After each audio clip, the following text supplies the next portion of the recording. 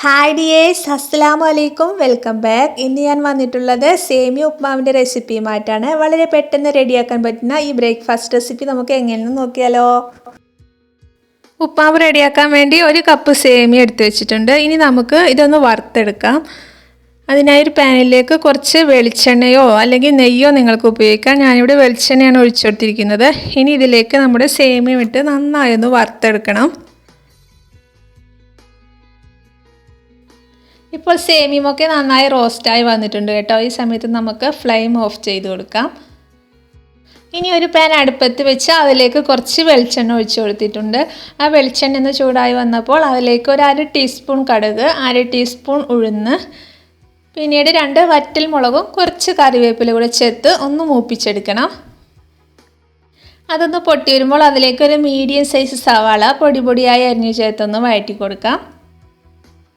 ഈ സവാള ചെറുതായി ഒന്ന് വഴന്നു വരുമ്പോൾ അതിലേക്ക് ഒരു ചെറിയ കഷ്ണം ഇഞ്ചി കട്ട് ചെയ്തത് കൂടെ ചേർത്ത് കൊടുക്കാം. ഇനി ഇതിലേക്ക് എരിവിന് ആവശ്യത്തിനുള്ള പച്ചമുളക് കൂടെ ചേർത്ത് നന്നായി ഒന്ന് വഴറ്റി കൊടുക്കാം. ഈ ഇഞ്ചിയുടെയും വെളുത്തുള്ളിയുടെയും പച്ചമണമൊന്ന് മാറിക്കഴിയുമ്പോൾ നമുക്കതിലേക്ക് വെജിറ്റബിൾസ് ചേർത്ത് കൊടുക്കാം. നമുക്ക് ഇഷ്ടമുള്ള വെജിറ്റബിൾസ് ചേർത്ത് കൊടുക്കാം കേട്ടോ. ഞാനിവിടെ ക്യാരറ്റും ബീൻസുമാണ് ചേർത്ത് കൊടുക്കുന്നത്. ഇത് രണ്ടും കൂടെ ചേർത്ത് ഇത് നന്നായി ഒന്ന് മിക്സ് ചെയ്തെടുക്കാം നമുക്ക്. ഇനി ഇതിലേക്ക് ചെറിയൊരു കളർ കിട്ടാൻ വേണ്ടി ഒരു 1/4 ടീസ്പൂൺ മഞ്ഞൾപ്പൊടി കൂടെ ചേർത്ത് കൊടുക്കുന്നുണ്ട്. മഞ്ഞൾപ്പൊടി ഓപ്ഷണലാണ്, താല്പര്യമുണ്ടെങ്കിൽ മാത്രം ചേർത്ത് കൊടുത്താൽ മതി. ഇതൊന്ന് മിക്സ് ആക്കിയതിന് ശേഷം നമുക്ക് ഇത് 2 മിനിറ്റ് ഒന്ന് അടച്ചു വെച്ച് വേവിച്ചെടുക്കണം. 2 മിനിറ്റ് കഴിഞ്ഞപ്പോഴേക്കും വെജിറ്റബിൾസൊക്കെ കുക്കായി വന്നിട്ടുണ്ട്.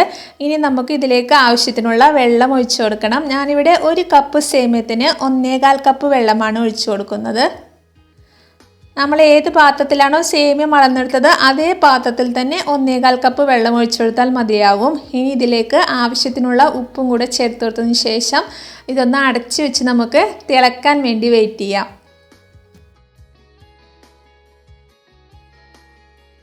ഇപ്പോൾ വെള്ളം നന്നായി തിളച്ച് വന്നിട്ടുണ്ട്. ഇനി അതിലേക്ക് നമ്മൾ നേരത്തെ റോസ്റ്റ് ചെയ്ത് വെച്ച സേമിയ ചേർത്ത് കൊടുക്കാം.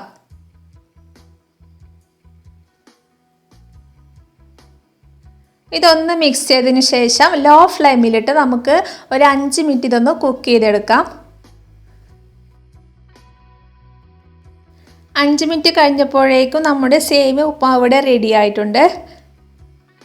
ഇതിലെ വെള്ളമെല്ലാം വറ്റി നല്ല ഡ്രൈ ആയി വന്നിട്ടുണ്ട്. ഇനി നമുക്കിത് ചൂടോടുകൂടെ തന്നെ സെർവ് ചെയ്യാം. ഈ ഉപ്മാവിൻ്റെ റെസിപ്പി നിങ്ങൾക്ക് എല്ലാവർക്കും ഇഷ്ടമായി എന്ന് വിശ്വസിക്കുന്നു. ഇഷ്ടപ്പെട്ടാൽ വീഡിയോ ലൈക്ക് ചെയ്യാനും നിങ്ങളുടെ ഫ്രണ്ട്സിനും ഫാമിലിക്കും ഷെയർ ചെയ്യാനും, സബ്സ്ക്രൈബ് ചെയ്യാതെ കാണുന്നവരാണെങ്കിൽ സബ്സ്ക്രൈബ് ബട്ടൺ പ്രസ് ചെയ്ത് അതിൽ ഓൾ എന്ന ഓപ്ഷനിൽ തന്നെ ക്ലിക്ക് ചെയ്യാനും മറക്കല്ലേ കേട്ടോ. പുതിയൊരു അടിപൊളി റെസിപ്പിയുമായി നമുക്ക് വീണ്ടും കാണാം ഇൻഷാ അല്ലാ. അതുവരേക്കും എല്ലാവർക്കും അസ്സലാമു അലൈക്കും.